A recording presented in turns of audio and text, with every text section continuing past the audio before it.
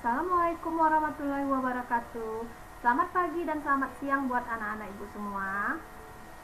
Nah, karena masa pandemi kita belum dapat bertemu secara tatap muka. Jadi di sini ibu akan memperkenalkan diri ibu. Nama ibu Elvi Sumanti. Ibu mengajar Mapel OTK Humas dan Keprotokolan. Nah, sebelum kita mempelajari Mapel OTK Humas dan Keprotokolan, di sini ibu akan menjelaskan terlebih dahulu bahwa nama mapel kita ini adalah Humas dan Keprotokolan.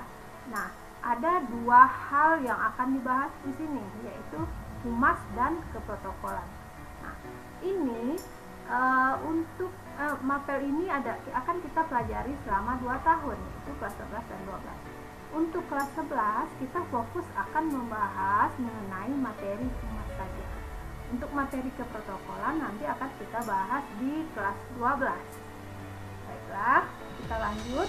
Nah, sebelumnya ibu mengingatkan terlebih dahulu kepada kalian semua, dan ibu berharap semoga kalian selalu sehat. Ingat, jaga kesehatan, jaga prokes, jaga imun. Nah, di sini ada pantun sedikit dari ibu. Di kebun binatang ada sang guru, membawa anaknya melompat-lompat. Mari kita belajar anak-anakku, semoga ilmu yang ibu berikan bermanfaat. Nah, kompetensi dasar materi pelajaran kita hari ini adalah KD 3.1 atau kompetensi dasar pengetahuan adalah memahami ruang lingkup kehumasan. Kompetensi dasar keterampilan yaitu melakukan pengelompokan ruang lingkup kehumasan. Nah, tujuan pembelajaran di sini yang pertama adalah menjelaskan ruang lingkup kehumasan, yang kedua mengidentifikasi fungsi kehumasan, yang ketiga mengemukakan aspek-aspek kehumasan, yang keempat melakukan identifikasi ruang lingkup kehumasan, yang kelima melakukan pengelompokan ruang lingkup kehumasan. Nah, definisi humas. Sebelum kita lanjut pelajaran kita harus tahu dulu definisi humas. Nah, mungkin kamu sering mendengar kata humas. Apa itu humas? Humas adalah singkatan dari hubungan masyarakat atau sering dikenal dalam bahasa Inggris public relation.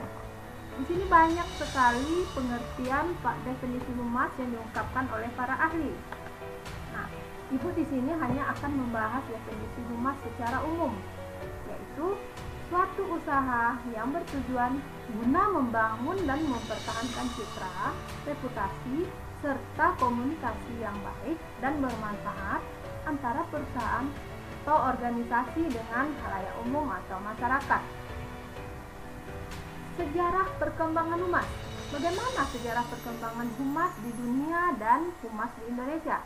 Baiklah, sejarah umum perkembangan humas di dunia itu mulai dikenal tahun 1906. Hal ini dibuktikan oleh Ivy Ledbetter-Lee yang pada saat itu beliau mampu menanggulangi kelumpuhan industri batubara di Amerika Serikat dengan sukses. Sehingga saat itu beliau diangkat menjadi Bapak Humas Dunia atau yang dikenal dengan The Father of Public Relations. Nah, bagaimana perkembangan humas di Indonesia? Di Indonesia itu humas mulai berdiri di perusahaan Pertamina, yaitu pada tahun 1950. Humas di Pertamina ini memiliki peranan yang sangat penting dalam menjalin hubungan komunikasi timbal balik dengan relasi bisnis dan masyarakat. Kemudian kita lanjut ke karakteristik humas atau ciri khas humas. Nah, apa saja karakteristik humas di sini? Yang pertama adalah adanya komunikasi 2 arah. Komunikasi di sini artinya ada hubungan timbal balik antara informasi yang diberikan oleh humas kepada masyarakat. Kemudian karakteristik yang kedua adalah memiliki sifat yang terencana. Artinya, kerja atau aktivitas apapun yang dilakukan humas itu adalah aktivitas yang berkesinambungan. Nah, artinya di sini apapun informasi yang disampaikan oleh artinya di sini adalah komunikasi yang terjalin antara humas dengan masyarakat itu direncanakan dan berkesinambungan. Kemudian karakteristik yang ketiga adalah berorientasi pada lembaga atau perusahaan. Artinya di sini humas itu orientasinya adalah dari lembaga atau perusahaan, bukan dari perorangan. Karakteristik humas yang keempat adalah sasaran utamanya adalah publik. Artinya di sini adalah segala kegiatan humas atau informasi yang disampaikan humas itu sasarannya adalah atau disampaikan untuk publik. Baik, kita lanjut ke konsep humas. Nah, ada dua konsep yang melatar belakangi perkembangan humas.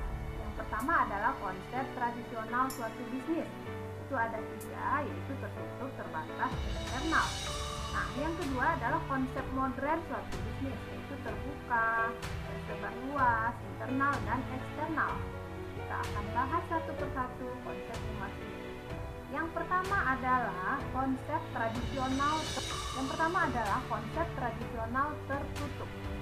Artinya di sini, apapun informasi yang ada di perusahaan, baik itu informasi yang baik atau informasi yang buruk, itu selalu ditutupi oleh perusahaan. Tidak ada informasi apapun yang boleh disampaikan kepada masyarakat. Kemudian konsep humas yang kedua adalah tradisional terbatas. Artinya di sini perusahaan membatasi jumlah produknya. Produk yang dibuat atau yang diproduksi itu hanya terbatas di kalangan daerahnya saja. Yang ketiga adalah konsep tradisional eksternal. Pada konsep ini mengarah pada kegiatan yang sifatnya eksternal, yaitu dengan kata lain, kegiatan humas hanya untuk masyarakat luar organisasi atau di luar perusahaan saja. Konsep humas yang keempat adalah konsep modern terbuka. Pada konsep ini, perusahaan menyampaikan informasi yang ada kepada masyarakat itu secara terbuka. Apapun informasi yang ada di perusahaan itu semuanya disampaikan kepada masyarakat, karena masyarakat berhak tahu apa saja kejadian yang ada di perusahaan. Kemudian yang kelima adalah konsep modern tersebar luas. Ini kebalikan dari konsep tradisional terbatas tadi. Pada konsep modern tersebar luas ini, perusahaan menghasilkan produksi yang diekspor keluar atau dikirim ke daerah-daerah dari luar tempat perusahaan atau lokasi perusahaan. Kemudian yang keenam adalah konsep modern internal dan eksternal. Pada konsep modern internal dan eksternal ini, humas menjadi penghubung dari publik internal dan publik eksternal. Selanjutnya kita akan membahas mengenai tujuan humas. Apa saja tujuan humas? Yang pertama, tujuan humas adalah terpelihara dan terbentuknya saling pengertian atau disebut aspek kognisi. Yang kedua, tujuan humas menjaga dan membentuk saling percaya atau disebut aspek afektif. Yang ketiga, memelihara dan menciptakan kerjasama atau aspek psikomotor. Selanjutnya, peran humas. Nah, apa saja peran humas di sini? Yang pertama adalah expert cyber communication, artinya humas ahli menasihati pimpinan atau perusahaan. Yang kedua, peran humas adalah sebagai problem solving proses fasilitator. Nah, di sini humas harus mampu memecahkan berbagai permasalahan yang terjadi di perusahaan. Yang ketiga, communication facilitator, artinya di sini fasilitas atau humas berperan sebagai fasilitator komunikasi antara perusahaan dengan publik. Yang keempat, technician communication, artinya humas berperan sebagai pelaksana dari teknis komunikasi. Selanjutnya kita membahas ruang lingkup humas. Ruang lingkup humas di sini ada dua. Yang pertama adalah internal atau ruang lingkup internal public relation. Yang kedua, internal public relation. Artinya ada hubungan di luar perusahaan dan ada hubungan di dalam perusahaan. Ruang lingkup internal public relation itu ada 5. Nah, internal public relation di sini artinya adalah hubungan antara humas dengan orang-orang yang berada di dalam perusahaan. Yang pertama, siapa saja orang yang berada dalam perusahaan, yaitu employee relation. Artinya di sini adalah hubungan dengan para pekerja. Mereka harus dirangkul dengan cara membuat dan mempertahankan hubungan baik dengan tujuan agar para pekerja mampu memberikan potensi terbaik demi kemajuan perusahaan atau organisasi. Yang kedua adalah stockholder relation, artinya hubungan baik dengan para pemegang saham. Hubungan dengan para pemegang saham harus dibina dengan baik, karena pemegang saham sangat membantu perusahaan atau instansi agar tetap bertahan. Kemudian yang ketiga adalah labor relations atau hubungan dengan para buruh. Dalam hal ini, humas memiliki tugas menjaga hubungan yang baik antara para buruh dengan para pimpinan dan perusahaan agar tidak terjadi kesalahpahaman agar tidak terjadi kesalahpahaman dan juga hubungan yang kurang baik yang terjadi antara atasan dan bawahan perusahaan. Kemudian yang keempat adalah manager relations atau hubungan dengan sesama manajer. Yang terakhir adalah hubungan sesama manusia atau human relation. Artinya di sini perusahaan atau humas harus mampu menjaga hubungan baik dengan sesama manusia yang ada di lingkungan perusahaan tersebut. Hal ini dilakukan adalah tujuannya apa? Yaitu untuk menimbulkan rasa kesetiakawanan dan persaudaraan, sehingga nantinya akan muncul teamwork yang baik agar mampu mencapai tujuan dari suatu perusahaan tersebut. Selanjutnya kita akan membahas hubungan eksternal public relation. Nah, yang pertama adalah press relations atau hubungan humas antara humas dengan media massa. Yang kedua adalah hubungan humas dengan pemerintah atau government relations. Nah, suatu perusahaan ini harus mampu menjaga hubungan baik dengan pemerintah karena ada kepentingan yang di dalamnya terdapat peran dari pemerintah. Contohnya mungkin perusahaan harus atau ikut serta mensponsori berbagai kegiatan yang dilakukan oleh pemerintah.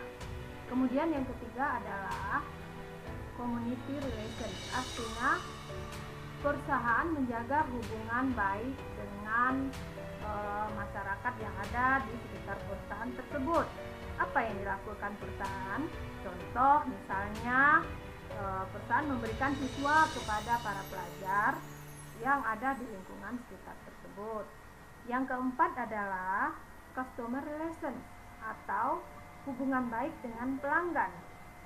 Hal ini dilakukan karena pelanggan adalah aset terbesar dari suatu perusahaan dalam mencari keuntungan. Nah, caranya mungkin hubungan yang baik dilakukan itu adalah memberikan beberapa hadiah, seperti misalnya pelanggan diberi kalender, door prize atau merchandise dan lain sebagainya. Kemudian yang terakhir adalah consumer relation, artinya hubungan baik dengan pelanggan. Hal ini dilakukan perusahaan karena bertujuan agar berbagai barang yang dipasarkan oleh perusahaan itu mampu diterima dengan baik oleh konsumen. Nah, caranya adalah mungkin perusahaan memberikan berbagai info atau iklan yang lengkap dan menarik tentang produk-produk jasa yang ditawarkan oleh perusahaan. Nah, demikianlah materi yang dapat Ibu sampaikan hari ini. Semoga dapat bermanfaat dan mungkin jika ada kesalahan kalimat atau kesalahan tulisan pada PowerPoint, Ibu mohon maaf. Ibu akhiri pelajaran kita hari ini. Wassalamualaikum warahmatullahi wabarakatuh.